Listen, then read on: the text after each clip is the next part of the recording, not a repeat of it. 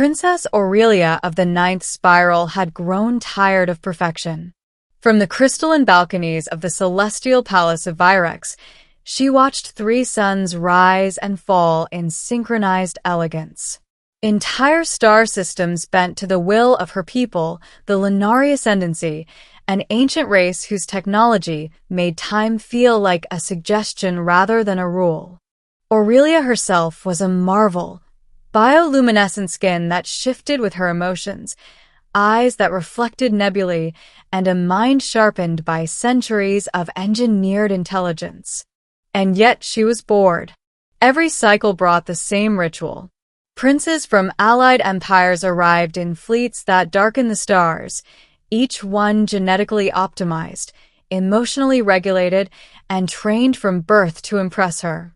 They recited star poems calculated to trigger admiration, demonstrated feats of combat already simulated millions of times, and spoke of futures that were flawless and utterly predictable. Aurelia dismissed them all. "They are perfect," she said once to her advisor Elder Sale, her voice echoing through the hall of convergence. "And that is precisely why they are unbearable." Sale, ancient and cautious, bowed his elongated head. "Perfection ensures stability, your radiance. The Ascendancy cannot risk chaos." Aurelia turned away, gazing into the void beyond the palace shield. Perhaps chaos is exactly what we need.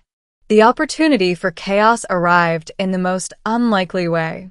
On the outer edge of Lunari space, a small, damaged vessel slipped through a rift it had no right surviving.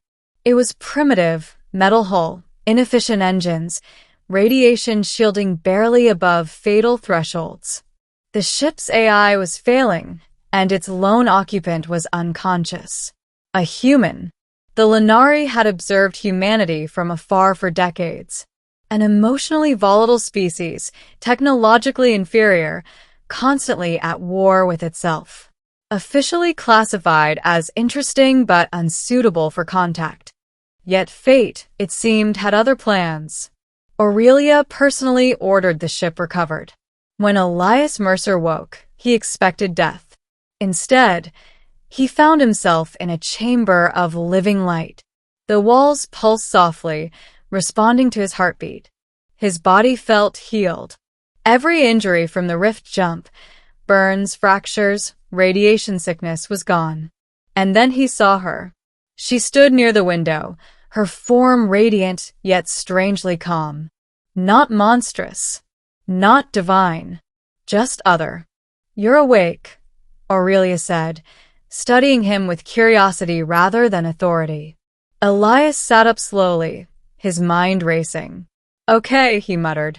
"Either I'm dead, or first contact just went very wrong." Her lips curved in something like a smile. "You are alive, and you are aboard the celestial palace of Virex." He stared. "Of course I am." From the beginning, Elias was different. He didn't bow. He didn't flatter her. He didn't seem impressed by the palace, the technology, or her title. Instead, he asked questions, messy, unfiltered questions. Why does your city float instead of orbiting the planet? Do you ever make mistakes? Are you actually happy ruling all this? No prince had ever dared ask her that last question. Aurelia found herself laughing, a sound rarely heard in the palace. She invited him to walk with her through the gardens of echoing time, where moments from Lunari history replayed as holographic memories. Elias watched wars, treaties, extinctions, his expression shifting with genuine emotion. "You feel all this?" she asked, surprised. "Of course," he said. "It's history. It matters." "For us," she replied, "it is already solved." He shook his head. "Nothing's ever really solved. You just stop paying attention." That answer lingered with her long after he left. The Council of Ascendancy was not amused. "A human in the palace is unacceptable," Elder Sale declared. "They are unpredictable, emotion-driven, dangerous. Aurelia stood before them, unyielding. So am I, apparently. Murmurs rippled through the chamber. Sale narrowed his eyes. You grow attached. I grow curious, she corrected. And curiosity is the foundation of evolution. Reluctantly, the council allowed Elias to remain, under observation. Days turned into cycles. Aurelia showed Elias the wonders of her civilization. In return, he told her stories not of conquest or destiny, but of struggle. Of humans reaching for the stars not because it was logical, but because they wanted to. You don't calculate outcomes? She asked one night, watching a binary star dance. We do, Elias said. We just act anyway.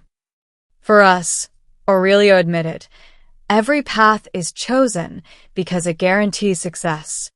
And are you successful? He asked gently. She didn't answer. The turning point came during the trial of succession. Aurelia was next in line to rule the ascendancy. Tradition demanded she choose a consort, one of the perfected princes, to stabilize the genetic and political future of their empire. The council summoned Elias. You will leave, Sale said flatly. Your presence disrupts the princess's emotional equilibrium. Elias nodded. I figured. That night, Aurelia found him preparing the damaged human ship for departure. So this is it? She asked. He smiled sadly. Guess I was never meant to stay. She felt something tighten in her chest, an unfamiliar, aching sensation. I am to choose a prince tomorrow, she said quietly. Elias looked at her. Do you want to? No, she whispered. But wanting has never mattered before. He stepped closer. Then make it matter.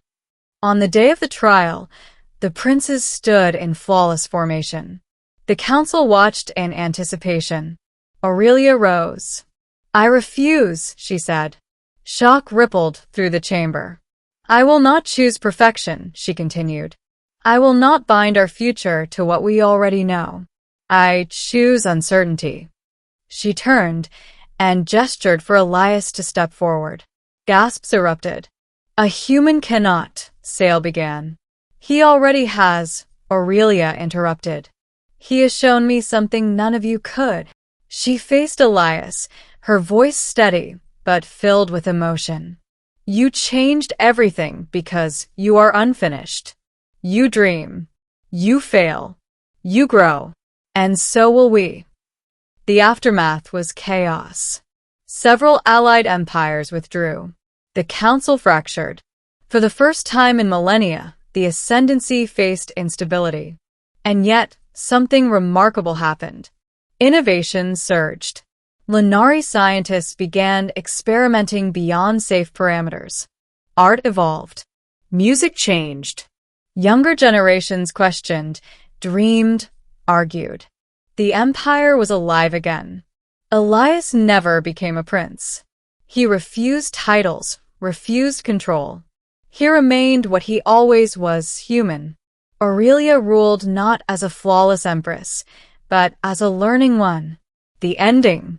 Years later, Aurelia and Elias stood together on the same balcony where her boredom had once begun.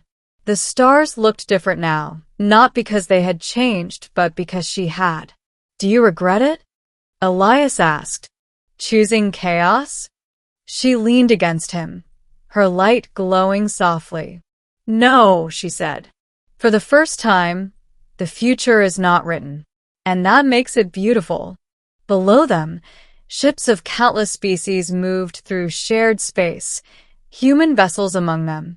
The Lunari ascendancy was no longer perfect. It was evolving. And for Aurelia, that was everything.